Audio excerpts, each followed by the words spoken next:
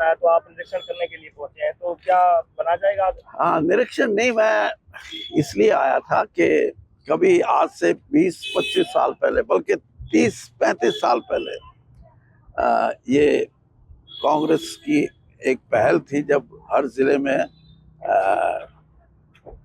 दफ्तर का बनाने का निर्णय लिया गया, और उस समय का है ये। लेकिन यहाँ क्योंकि 11 साल तक कोई संगठन नहीं था, कांग्रेस का संगठन नहीं था, तो इसको कौन संभालता, और संभाल भी लेता तो क्या होता जब कांग्रेस के कार्यकर्ताओं के लिए बैठने की जगह ना हो। तो इसको दोबारा से बनाने का काम करेंगे, और यहाँ के जिला अध्यक्ष जो नियुक्त हुए नए, उनसे मैं बात करूंगा कि और काम भी करें वो, लेकिन इसको भी प्राथमिकता दें कि ये नया भवन का निर्माण हो, ये इसकी मरम्मत से काम नहीं चल सकता। और उसके लिए हम कांग्रेस के, मेरा अपना ये इरादा है कि हम 10,000 ऐसे साधारण कांग्रेस के कार्यकर्ता भी नहीं, कांग्रेस के लिए जिनके मन में कुछ क्या बोलते हैं उसको,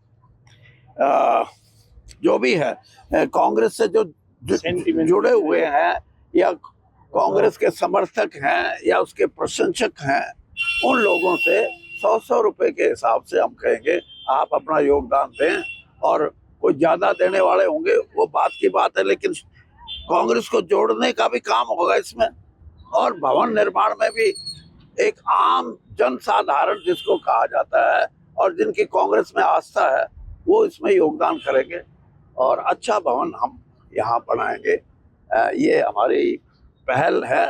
कांग्रेस लोगों में जुड़ेगी, और यहाँ जब एक अच्छा भवन निर्माण होगा तो जुड़ने का ये एक केंद्र बनेगा। उचाना के चुनाव आज की चर्चा में है अब। ये इसकी बात करो, कांग्रेस की बात करो, उचाना की बात कर ली तो कोई जवाब नहीं। बीजेपी के नेता कहते जी हर बार विपक्ष अपने नेता के बगैर रह जाता, विपक्ष नेता नहीं चुन पाते। 11 साल हो गए विपक्ष के नेता नहीं चुन। हाँ, और जेपी नड्डा साहब ने 1.25 साल हो गए, आज तक बीजेपी अपना अध्यक्ष नहीं बना सकी राष्ट्रीय स्तर का। हमारा कम से कम राष्ट्रीय स्तर का तो हमने बना के रखा हुआ है। पंजाब में जी बाढ़ आई हुई है, वहाँ पर भी हरियाणा के किसान अपने सामग्री भेज रहे हैं, लेकिन कह रहे हैं कि कांग्रेस के नेता लोग क्यों नहीं आगे आ रहे? नहीं आ रहे हैं। मैं आपको, आप देखो, अभी मैं एक आपको, बल्कि ये मैंने सज्जन कहा है उसको भी दिखाया है। हमारे पास पंजाब से ये सूचना भी आ रही है, और वो कांग्रेस के लोग नहीं है, साधारण किसान हैं। वो कहते हैं कि हमारे पास अन्न का, दालों का, सब्जियों का पूरा लोग मदद कर रहे हैं, लेकिन आज से 10 दिन 15 दिन के बाद जब पानी कम हो जाएगा या सूख जाएगा तो हमारे यहाँ जानवरों को खाने के लिए चारे की जरूरत पड़ेगी।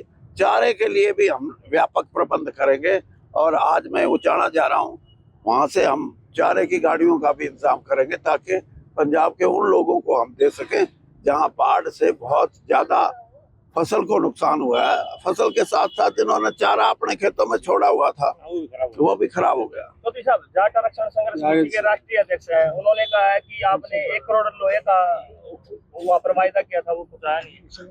कौन है जाट आरक्षण? प्रताप सिंह दैया। प्रताप सिंह दैया जी। हाँ, उनको कहना मेरे से बात कर लेंगे, मैं जवाब दे दूंगा। एक जीएसटी को लेकर सरकार ने 2 बड़े फैसले किए जी, 5% करके 12% में थे जी। कह रहे कि अब किसान आमदनों की आमदनी बढ़ेगी, फायदा होगा। बात ये है कि बिहार के इलेक्शन से, और वो भी SIR से, और वो भी वोट चोरी से लोगों का ध्यान बांटने का एक काम किया है कि हम 22 तारीख को ये ऐलान करेंगे। बाकी ये जरूर है कि जनता का रुख अगर भाजपा ने देख लिया तो कम से कम उनमें कुछ अकल तो आई।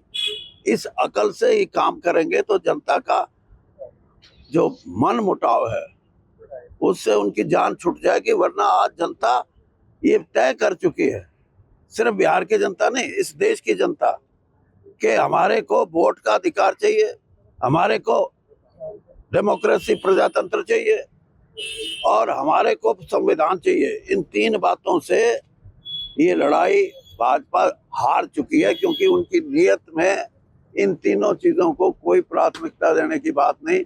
इन तीनों चीजों को कमजोर करना चाहते हैं। और ये तीन चीजें कमजोर हुई तो जो देश 1000 साल तक गुलाम रहा, 750 साल तक बादशाहों के और महाराजा राजाओं के और 250 साल अंग्रेज के, तो ये देश कभी बर्दाश्त नहीं करेगा। आपने भी संविधान